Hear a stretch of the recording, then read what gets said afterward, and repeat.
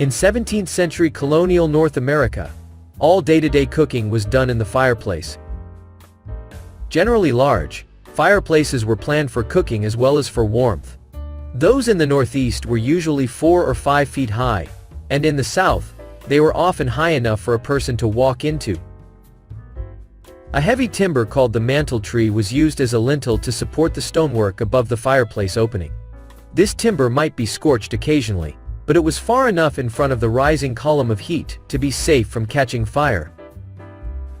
2 ledges were built across from each other on the inside of the chimney.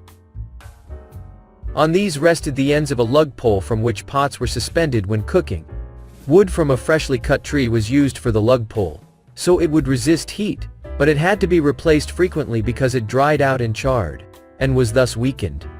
Sometimes the pole broke and the dinner fell into the fire. When iron became easier to obtain, it was used instead of wood for lug poles, and later fireplaces had pivoting metal rods to hang pots from. Beside the fireplace and built as part of it was the oven. It was made like a small, secondary fireplace with a flue leading into the main chimney to draw out smoke. Sometimes the door of the oven faced the room, but most ovens were built with the opening facing into the fireplace. On baking days, usually once or twice a week, a roaring fire of oven wood, consisting of brown maple sticks, was maintained in the oven until its walls were extremely hot. The embers were later removed, bread dough was put into the oven, and the oven was sealed shut until the bread was fully baked. Not all baking was done in a big oven, however.